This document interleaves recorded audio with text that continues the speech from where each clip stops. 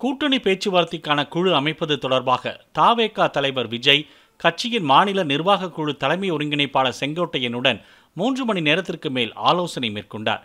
விஜயின் பட்டினப்பாக்கம் இல்லத்தில் நடைபெற்ற இந்த ஆலோசனையின் போது அவரது தேர்தல் பிரச்சார சுற்றுப்பயண நிகழ்வுகளை திட்டமிடுவது, மாற்றுக் கட்சியில் அதிருப்தியில் இருக்கும் மூத்த அரசியல் தலைவர்களை தவேகவில் இணைப்பது உள்ளிட்ட பல்வேறு விவகாரங்கள் குறித்து விவாதிக்கப்பட்டதாக கூறப்படுகிறது.